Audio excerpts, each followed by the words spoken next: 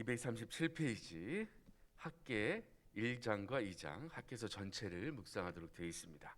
제목을 읽어보겠습니다. 학계 선지자의 권고입니다. 그래서 학계 선지자가 지금 이스라엘 백성들에게 무엇을 권고하고 있냐 하면 당장 일어나 하나님의 힘쓰자, 그래야 한다 라고 이야기하고 있는 겁니다. 배경을 보겠습니다. 읽겠습니다. 학계 선지자는 BC 520년에 이스라엘 백성들이 포로로부터 귀환하여 성전을 재건하다가 주변의 방해로 중지된 후 16년이 흐른 시점에서 중단된 성전 재건을 촉구합니다. 그리고 이스라엘 백성들은 힘을 얻어 성전 건축을 재개하고 감격적인 완공을 합니다 라고 되어 있습니다. 그래서 재건축되어 완공된 성전을 스룹바벨 성전이라고 저희가 명칭하고 있습니다. 그래서 1장을 보시면 왜 이들이 성전을 짓지 못하고 있는가라는 이유에 대해서 나옵니다. 그리고 하나님께서 학계 선지자를 통해서 아니다, 다시 해야 한다 라고 권면하는 모습이 나와요. 그리고 오늘 저희가 읽은 부분이 바로 그 부분입니다. 우리 1번 1장을 보겠습니다. 읽겠습니다. 학계 선지자는 지금 성전 재건을 포기하고 각자 자기 집을 짓고 자기 일에 바쁘게 살고 있는 이스라엘 백성들에게 너희들이 아무리 일하고 저축하지만 황폐하게 된 것은 자기 일에는 바쁘면서 즉각적으로 반응합니다. 나는 말씀을 받을 때마다 즉각 반응하게 됩니까? 라고 되어 있어요. 몇 개의 말이 생략된 것 같은데 황폐하게 되었습니다. 자기 일에는 바쁜 거예요. 그렇지만 하나님께서 학계 선지자를 통하여 말하고 있는 건 돌아보라는 거예요. 지금 너희의 형편을 돌아보라는 거예요. 우리 1장 5절 읽어보겠습니다. 읽겠습니다. 그러므로 이제 만군의 여호와가 이같이 말하노니 너희는 너희의 행위를 살필지니라. 지금 너희들이 이렇게 사는 것이 과연 옳으냐? 살펴보라는 거예요. 우리 7절 읽어보겠습니다. 읽겠습니다. 시작. 만군의 여호와가 말하노니 너희는 자기의 행위를 살필지니라. 이렇게 두 가지를 이야기하고 있어요. 그러면 왜 이 사람들이 성전을 짓지 못하고 있냐 하면 1장 2절을 보겠습니다. 읽겠습니다. 시작. 만군의 여호와가 이같이 말하여 이르노라. 이 백성이 말하기를 여호와의 전을 건축할 시기가 이르지 아니하였다 하느니라 라고 말을 하고 있어요. 그럼 짓다가 말았으니까 짓다가 만 건물이 있겠죠. 그럼 오랜 동안 그냥 방치되어 있으면 어떤 모습일까요? 4절 보겠습니다. 읽겠습니다. 시작. 이 성전이 황폐하였거늘 너희가 이때에 판벽한 집에 거주하는 것이 옳으냐라고 되어 있어요. 그들이 짓다 말았으니까 짓다만 성전이 그들의 눈에 보일 거예요.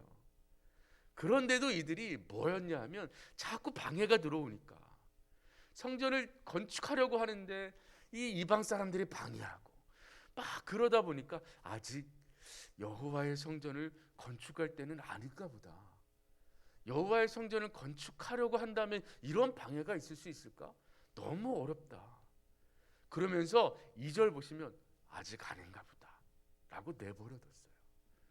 내버려두니까 황폐해지겠죠. 그러면 이들도 살아야 될 거 아니에요.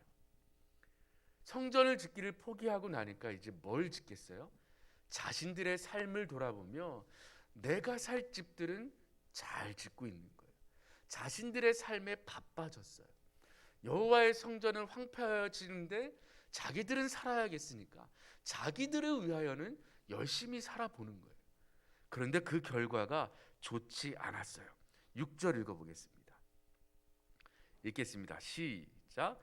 너희가 많이 뿌릴지라도 수확이 적으며 먹을지라도 배부르지 못하며 마실지라도 흡족하지 못하며 입어도 따뜻하지 못하며 일꾼이 삭을 받아도 그것을 구멍 뚫어진 전대에 넣음이 되니라 라고 되어 있습니다. 이게 바로 1번이 그렇게 이야기하고 있는 거예요. 열심히 사는 것 같으나 그들의 기대처럼은 되지 않는 거예요. 왜냐하면 9절 읽어보겠습니다. 읽겠습니다. 너희가 많은 것을 바랐으나 도리어 적었고 너희가 그것을 집으로 가져갔으나 내가 불어버렸느니라. 나 만군의 여호와가 말하노라. 이것이 무슨 까닭이냐? 내 집은 황폐하였으되 너희는 각각 자기의 집을 짓기 위하여 빨랐습니다. 여기서 빨랐습니다가 나와요. 여호와의 성전을 짓기에는 느리죠. 느리다 하다가 에이 때가 아닌가 보다 멈췄어요. 근데 자기들의 집과 자기의 삶을 위해서는 어떻게 표현되어 있어요? 빨랐어요. 그럼 열정을 다했다는 거예요. 내버려 두고 자기의 삶을 위해 막 빨리 움직였다라는 거예요. 그럼에도 불구하고 소출이 그리 많지 않았어요. 이렇게 빨리 움직이다 보면 뭔가 내 재산이 불어나고 잘 살 것 같았는데 하나님께서 그만두지 않으셨어요. 하나님께서 명령하신 이 일에 불순종하고 있는 백성들에게 돌이키기 위한 일을 하셨어요. 너희가 그렇게 사는 것이 옳으냐? 잘 생각해봐라 라고 하시는 부분이 1장입니다. 그래서 학계 선지자를 통하여 이렇게 되어 있어요. 8절 읽어보겠습니다. 그러니 8절입니다. 읽겠습니다. 시작. 너희는 산에 올라가서 나무를 가져다가 성전을 건축하라. 그리하면 내가 그것으로 말미암아 기뻐하고 또 영광을 얻으리라. 여호와가 말하였느니라. 그러니 성전을 건축하라는 거예요. 이것이 너희가 지금 해야 될 일 아니겠니? 라고 깨닫게 하시는 거죠. 그래서 학계가 이야기를 하였더니 오늘 읽은 부분입니다. 12절 읽겠습니다. 시작. 스알디엘의 아들 스룹바벨과 여호사닥의 아들 대제사장 여호수아와 남은 모든 백성이 그들의 하나님 여호와의 목소리와 선지자 학계의 말을 들었으니 이는 그들의 하나님 여호와께서 그를 보내셨습니다. 백성이 다 여호와를 경외하매 라고 되어 있어요. 이제 백성들이 그 말을 다행히 들었더니 13절 여호와 하나님께서 이렇게 말씀하세요. 읽겠습니다. 그때 여호와의 사자 학계가 여호와의 위임을 받아 백성에게 말하여 이르되 여호와가 말하노니 내가 너희와 함께하노라 하니라. 여호와 하나님께서 함께 하시겠대요. 사실 하나님의 백성 가운데 이 같은 복은 없어요. 하나님이 함께 하시는 것 자체가 복이에요. 그러면 어느 상황에 처하든지 하나님께서 인도하시겠다는 확신이 그들 마음에 있는 거예요. 아, 성전일까? 내 집일까? 이렇게 이스라엘 백성들이 무언가 재고 있는 상황에서 하나님이 말씀해 주신 거예요. 이렇게 돌이키는 말씀을 주셨다는 것만으로도 하나님이 그들을 포기하지 않으셨다는 증거가 될 수 있는 겁니다. 그랬더니 14절입니다. 읽겠습니다. 여호와께서 스알디엘의 아들 유다 총독 스룹바벨의 마음과 여호사닥의 아들 대제사장 여호수아의 마음과 남은 모든 백성의 마음을 감동시키시매 그들이 와서 만군의 여호와 그들의 하나님의 전 공사를 하였으니. 성막을 질 때와 성전을 질 때 하나님께서 사람들에게 하신 일이 있어요. 성령 하나님의 능력을 그들에게 부어주시는 겁니다. 그래서 여호와께서 함께 하시고 그들의 마음에 성령 하나님으로 감동을 시키시니 이들도 이제 현실을 보는 것이 아니라 성전을 다시 바라보며 성전 짓기에 열심을 내게 됩니다. 2번 보겠습니다. 여러분의 교재 2번입니다. 2장 1절에서 9절입니다. 읽겠습니다. 학계 선지자의 촉구에 힘을 입어 성전 재건이 시작하자 하나님께 기쁘셔서 응답하십니다. 지금 재건하는 성전으로 인한 영광이 이전 영광보다 클 것이라고, 그리고 나의 영 성령이 너희 가운데 머물러 있으니 힘을 내라고 말씀하십니다. 은도 내 것이고 금도 내 것이라고 말씀하십니다. 주님은 순종하는 그들이 그렇게 기쁘실까요? 할렐루야 라고 되어 있습니다. 그래서 다시 건축하려고 하는데 이 사람들이 예전 성전의 영광을 기억하고 있었을 거예요. 솔로몬이 지었던 성전, 그러나 파괴된 성전. 과연 우리가 그렇게 지을 수 있을까? 지금 우리가 열심히 일해봤자 가지고 있는 소출도 얼마 없는데 우리가 과연 그 전의 영광이 이게 질 수 있을까? 근데 하나님은 아니래요. 하나님이 이전 영광보다 지금의 영광이 더 크게 하시겠대요. 그렇게 격려하셔요. 독려하셔요. 2장 7절 읽어보겠습니다. 읽겠습니다. 시작. 또한 모든 나라를 진동시킬 것이며 모든 나라의 보배가 이르리니 내가 이 성전의 영광이 충만하게 하리라. 만군의 여호와의 말이니라 라고 말씀하셨습니다. 이제 그들이 그렇게 마음을 돌이키고 이제 하나님 앞에 말씀에 순종하는 모습이 기쁘셨어요. 이전 영광보다 더하리라 라는 격려의 말씀을 주십니다. 3번 보겠습니다. 마지막 부분인데요. 읽겠습니다. 성전 재건을 중단하고 자기 일에 바빴던 이스라엘 백성들은 하는 일마다 열매가 없었습니다. 그러나 이제 학개 선지자의 권고에 반응하고 재건을 하고 있는 그들에게 오늘부터는 내가 너희에게 복을 주리라 고 말씀하십니다. 하나님 말씀에 반응하고 주님 뜻대로 살면 하나님께서 우리에게 필요한 모든 것을 공급하십니다. 체험하고 있으십니까? 2장 18절 보겠습니다. 2장 18절과 19절 함께 읽겠습니다. 너희는 오늘 이전을 기억하라. 아홉째 달 24일 곧 여호와의 성전지대를 샀던 날부터 기억하여 보라. 곡식 종자가 아직도 창고에 있느냐? 포도나무, 무화과나무, 석류나무, 감람나무에 열마가 맺지 못하였느니라. 그러나 오늘부터는 내가 너희에게 복을 주리라 입니다. 하나님의 일에 순종하고 그 일에 열심을 다할 때 하나님께서 여러분의 삶을 책임지신다는 겁니다. 그들이 여호와의 성전에 열심을 다하려면 먹어야 되지 않겠습니까? 그 성전을 지으려면 필요한 물품들이 있지 않겠습니까? 여호와의 성전, 여호와의 말씀에 순종하려면 무언가 있어야 되지 않겠습니까? 그건 하나님께서 복으로 주시겠다라는 겁니다. 순종할 때 열심히 빠르게 노력했을 때도 얻지 못했던 것을 하나님이 복으로 주시겠다라는 겁니다. 만군의 여호와의 하나님의 말씀이 그들에게 임하였습니다. 그럼 우리 적용해 보죠. 여러분, 하나님의 말씀에 순종하며 산다는 것은 참 쉽지 않습니다. 항상 긴장이라는 것이 우리 삶에 있는데요. 어떤 거냐면 이들도 여호와의 말씀 들었잖아요. 성전을 짓고 하나님께서 복을 주시겠다는 말을 들었잖아요. 근데 현실의 삶과 아직 성취되어지지 않은 모습 속에서 긴장이 일어나는 거예요. 하나님의 말씀대로 살려고 하다 보니까 어려움이 있어요. 여러 가지 난관들이 있어요.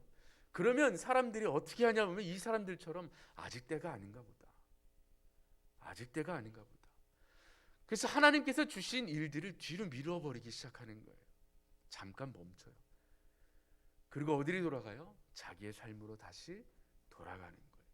우선순위가 바뀌어요. 이렇게 살다가 어느 정도 되다 보면 하나님의 일을 다시 할 수 있겠지 라는 삶의 모습으로 돌아간다는 거예요. 그래서 현실의 삶과 하나님께 말씀에 순종해야 되는 나의 믿음 사이에 긴장 관계가 있는 거예요. 마치 이거예요. 예수님 오신다는데 언제 오실까? 나에게 주신 증인의 삶을 살라고 하는데 이 증인의 삶을 어떻게 살아야 하지? 나에게는 현실한 삶이 있는데 증인으로 살려고 하니까 이 현실의 삶을 살려고 하는 데에 너무 어려운 것들이 많이 생기는 거예요. 시간적으로도 재정적으로도 관계적으로도 이 하나님의 말씀대로 살아가기에는 삶이 너무 버거울 때가 있는 거예요. 여러분, 여러분이 꿈꾸고 있던 것이 있었습니까? 그 꿈을 이루려고 할 때 어땠어요, 여러분? 그 꿈을 이루셨습니까? 저는 이루지 못했습니다. 하려고 하다 보니까 꿈이 그냥 이루어지지 않더라고요. 노력해야 돼요. 이 돈도 들어가야 돼요. 정말 치열하게 열심히 해야 그 꿈을 이루더라고요. 근데 현실이 저를 도와주지 않는다고 생각했어요. 돈도 없고 연습할 공간도 없고 도와줄 누군가도 못 만나겠고. 그럼 어떻게 생각해요? 아, 이 꿈은 내가 접어야 되는 건가 보다. 그리고 접은 말 그대로 꿈이 남아있는 거예요. 근데 그 꿈을 위해서 노력할 때 어떻게 했어요? 가슴이 뛰어요. 설레요. 지금도 그거를 하겠다고 뛰어들면 아마 제 마음은 설렐 거예요. 왜요? 하고 싶었던 거니까. 근데 여러분, 오늘 이 말씀 속에서 하나님이 여러분에게 주신 꿈은 무엇입니까? 그때 설레었습니까? 하나님이 주신 꿈으로 한 발짝 나아갈 때에 가졌던 이 설레임, 하나님이 나와 함께 하시며 나에게 능력 주시며 성령 하나님이 나와 함께 하실 거야. 근데 그렇게 살아보셨을 거예요. 네, 쉽지 않아요. 이런 일도 벌어지고 저런 일도 벌어지고, 그러다 보니까 이 하나님께서 나에게 주신 하늘의 꿈이 약간 한 발짝 뒤로 멀어져 있는지도 모르겠어요. 그러니 이제 여러분, 오늘 학계 선지자를 통하여 이스라엘 백성들에게 말씀하신 하나님의 말씀을 한번 여러분 가슴에 새겨보세요. 그래서 오늘의 말씀은 5절과 7절입니다. 너희는 너희의 행위를 살필지니라. 이렇게 사는 것이 과연 옳으냐? 하나님이 우리에게 주신 꿈은 이렇게 아직까지 남아있는데, 우리가 내 자신의 꿈, 이 현실 속에서 이루어야 하는 것에 이렇게 빠르게 살고 있는 우리의 모습이 과연 옳은지, 다시 하나님의 말씀을 듣고 돌이켜 하나님이 말씀하신 삶을 사는 것이 옳은지 한번 묵상하시고, 그렇다면 이제 내가 다시 하나님의 꿈으로 돌아섰을 때 해야 될 일이 무엇일까? 라는 것을 기억하셨으면 좋겠습니다. 그렇다면 하나님께서 여러분에게 복을 주실 겁니다. 이 일을 3번 보면 체험하고 있습니까? 라고 되어 있죠. 체험하십시오. 여러분이 내딛지 않으면 체험하지 못할 일입니다. 내딛으십시오. 그럴 때 하나님께서 복을 주시겠다라는 그 말씀을 여러분들이 체험하게 될 겁니다. 이제 예수라는 전도 축제입니다. 한번 해봅시다. 성령이 너희에게 임하시면 너희가 땅끝까지 내 증인이 되리라. 자기 십자가를 지고 나를 따를지니라. 라는 그 말씀에 한번 여러분의 삶을 빗대어 보시기 바랍니다. 또 오늘 찬양하셨잖아요. 제가 뭐라 그랬어요? 그 찬양이 오늘 주제입니다. 일할 수 없는 밤이 속히 올 겁니다. 그러니 지금 일하셔야 됩니다. 오늘 예배 전에 불렀던 찬양 가운데 4절이 이렇게 되어 있어요. 영원한 주님 내 승리의 주, 하늘의 기쁨을 주옵소서. 어떠한 고난이 닥쳐와도 만유의 주여 소망 되소서. 아멘. 그 세상의 꿈이 소망이 아닌 다시 한번 하나님의 꿈이 여러분의 소망이 되시기를 주님의 이름으로 축원합니다. 기도하겠습니다. 전능하신 하나님, 하나님께서 예수 그리스도를 통하여 저희를 구원하여 주셨을 때 저희 마음속에 소망을 주셨습니다. 바로 천국, 하늘나라에 대한 소망입니다. 그 소망을 품고 기대하며 마음 설레임으로 살게 하셨습니다. 다시 한번 기도하오니 우리의 마음속에 다시 한번 꿈을 불러주셔서 설레고 기쁘고 기대하며 소망하는 삶을 살게 하여 주시옵소서. 감사드리며 우리 주 예수 그리스도의 이름으로 기도합니다. 아멘. 하늘에 계신 우리